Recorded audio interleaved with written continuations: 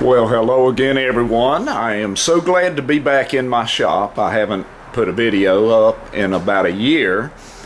Today I'm going to be making a bottle stopper and inlaying some colored pencils. It's a beautiful day down here in lovely Surfside Beach, South Carolina. Probably 65 degrees. But anyway, so I've got the garage door. I moved my shop and that's why I haven't been doing much. But anyway, I got this piece of wood right here from a tree trimming company, landscape company. It was going to be made into firewood, and I'm thinking that it is beech. There's hardly any grain, as you can see on the piece right here. That it started out like this. I turned it round, and this is about 1.5 inches, but as you can see, there's hardly any grain at all, and I was not going to use it at first because there was no grain. Now, since I've seen it, it's a perfect use of it for the colored pencils, because they don't detract from any of the grain on other types of wood like spalted oak or anything like that. But anyway, I've turned this down to about 1.5 inches. I'm going to trim it, cut it to the length of the bottle stopper. Well, first I've got to drill a hole in it, and then I'll cut it to the length of the bottle stopper, and we'll go from there. So let me put this over here. I'll be back in just a second. Okay, I have replaced the live center with my chuck and the drill bit that fits the mandrel. I believe that's 9mm. But anyway, I've got it marked to the depth that I need to go. Back it out a little. Alright, that's the first step. I'll come back and show you what we do next. I love that sound. Alright, be right back. Okay, I've got got a little gauge made that this is how long the bottle stopper can be, the bottle stopper top. I'll use my parting tool here, and I'm going to cut this off, part it off from the other one.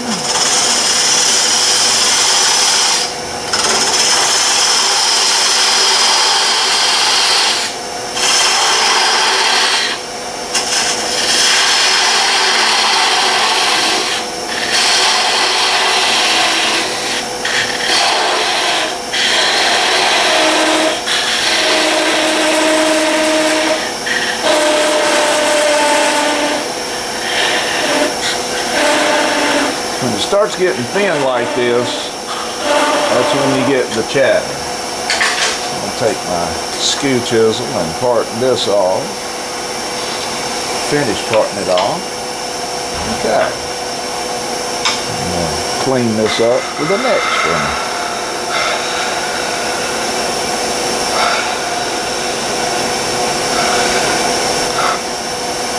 Alright, we'll come back. Alright, for the next part here, I will be drilling a hole all the way through the blank. I've got everything set up. I've got the holes where I want the pencils to go marked in here, and we're going to start drilling. Hopefully it won't move. I've got it clamped down.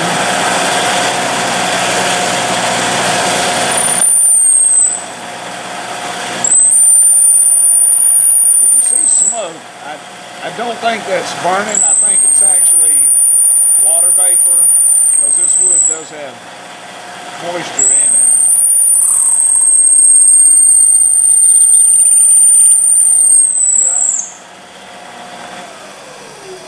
Alright, and I will continue that process with the other 3 holes.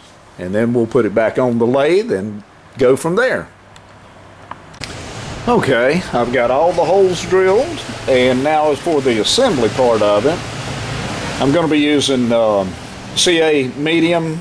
I've got thin, medium, and thick, but I like the medium because it doesn't take too long to dry, but it gives you a little working room, and it helps fill in any voids that might be if the bit is not exactly true.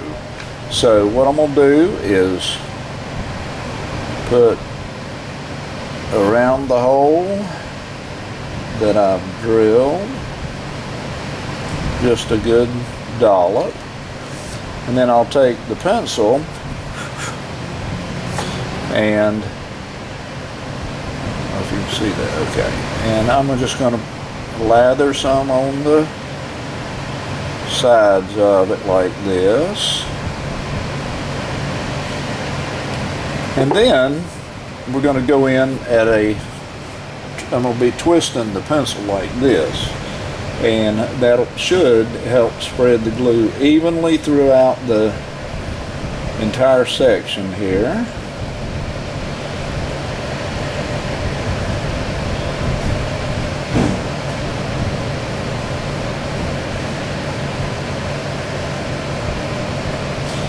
Okay, and I can feel that it's all the way down. Twirl it a few more times. Alright, we'll put another one.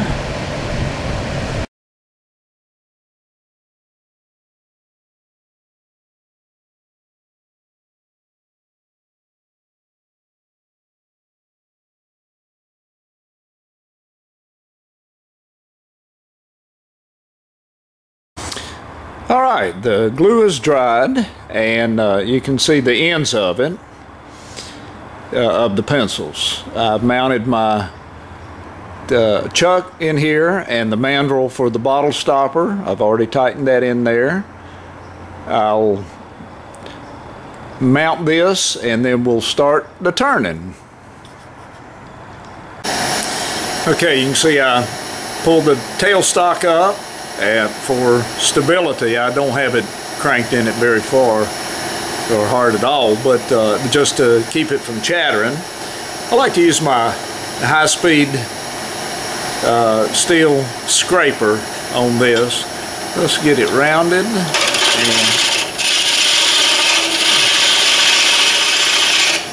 I'm going to turn it up to about 1100.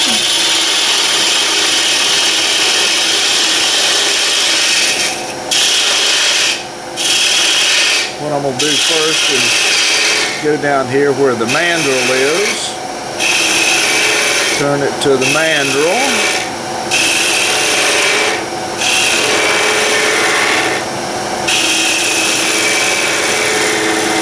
slow, easy cuts. Alright, we're going to look at that.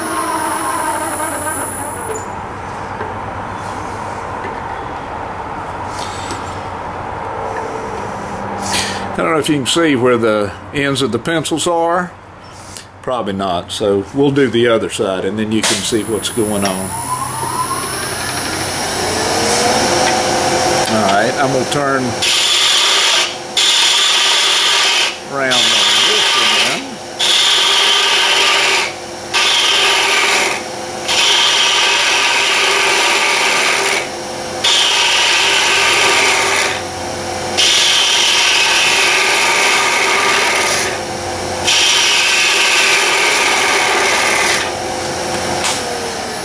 This, maybe you can see this a little better. These are the ends of the pencils here. There's a little tear out in this wood, but we can fix that. What I'm going to do now is just make a curve right in the middle to expose the middles, to expose the lids.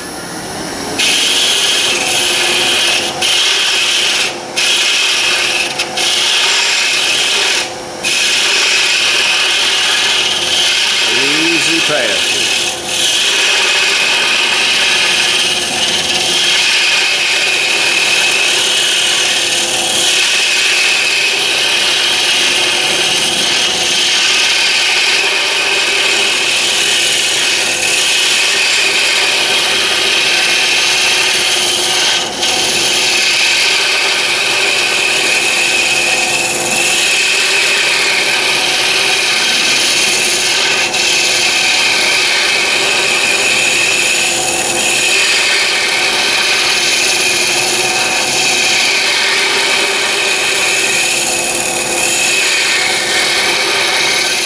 Always anxious to see what it looks like when you stop it. So let's stop it and see. I can see a lot of, oh yeah, this is exposed a lot of the pencil. And it's not too much tear out, not very bad. The leads are pretty much still intact. What I'll do, and before I go any further, is fill in with medium CA glue all of these voids here, and then we'll start. That's probably about the way I want it. So probably what I'll do now is fill in CA glue, sand it, and we'll come back during that process too. Okay, as you can see, I've coated each one of the pencils with the medium thickness CA glue, sprayed the instant activator on it, and what I'm going to do now, instead of trying to sand off all that CA glue, because number one, it's rock hard, and number two, it loads the sandpaper so badly that I'll just make some very, very, very light passes. I can just do it as we speak, and that'll take off.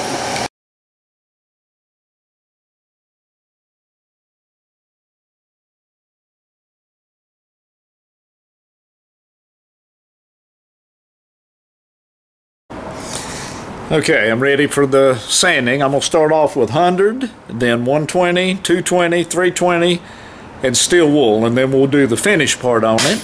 I've turned the speed down because if you go too fast, you get a lot of scratches that are hard to get off. But anyway, this is, of course, you all know what sanding looks like, so I won't bore you with that, but I will come back when I put the first coat of the finish on it.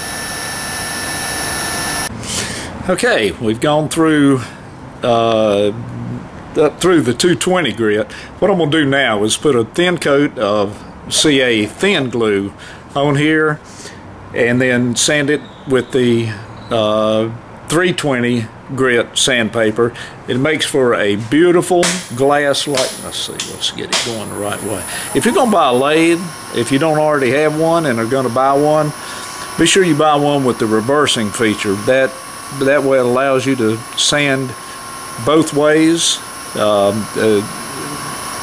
It just helps you get a lot smoother finish. But anyway, this is just squirt a little on there, go quickly. Always use paper towels. Never use any sort of cloth, because if it got wrapped around there, it would take your hand and finger off. Okay, while that's spinning, I'm gonna spray it with a little shot of the activator, and that'll dry it instantly. Then we'll go with the, slow it down a little bit. We're going to go with the 320. Looks like you're messing it up, but you're not. It's just like when you use polyurethane, you put the first coat on and then you sand it off, and it looks like you have just scratched the finish and ruined it. But when you put the second coat on, it goes on like glass. This gives it kind of a white sheen, but we're going to go over it again with the, I'm going to reverse it this time, and go over it with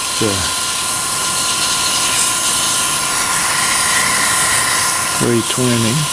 The pencils are a lot softer, and especially the leads, so you have to be kind of careful. When you first start sanding on it with the heavier grades of sandpaper, there is some streaking and bleeding through, and you'll think you have ruined your project. But as you get up to the lighter grades of sandpaper or steel wool, the bleed over is gone. Anyway, never wrap it around your finger or anything. I hold it lightly like this, this way. I'm tearing my finger off. I might need them someday. All right. I'll come back in a second. We'll be putting the finish coats on it. Okay, this is the finish that I always use. It's the Mylan's High Build Friction Polish. You can see on the edges here, when I was doing the steel wool, I held it extra tight, and it actually burnished the outer edges here. Burnished my thumb a little bit too, but anyway, with this, you turn your lathe up to the highest speed. You put a good amount on here, and you just, and again, you're always using paper towels, never any cloth or anything. This is the best stuff. And then you take a clean one,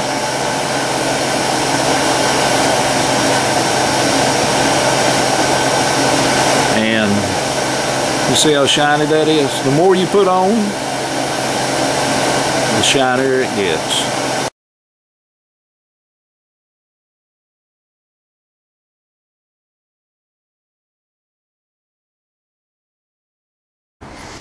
Okay, ready for assembly. In the package that I bought is a wine bottle stopper chrome.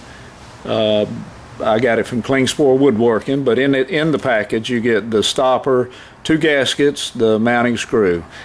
But anyway, all you do is, we're almost home free now. Just take the glue. I'm using medium glue here. First we want to put it in the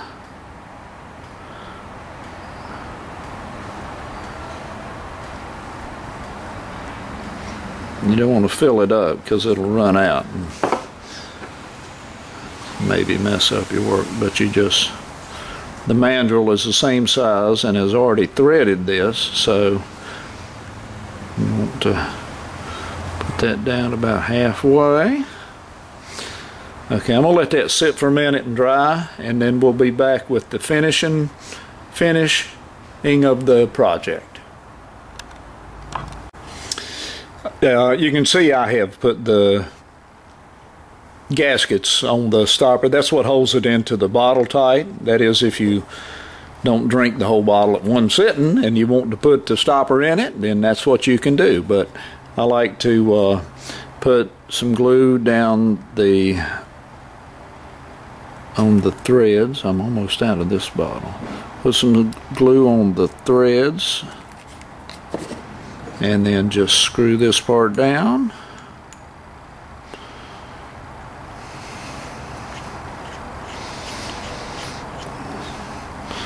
You don't want to put too much because you don't want it to leak out and ruin your project. But anyway, tighten it. You don't want to force it too tightly. But once it dries, it will be like a rock. But anyway, that's our fun little project. There's the top of it. And here's what the bottom side looks like. And then the middle.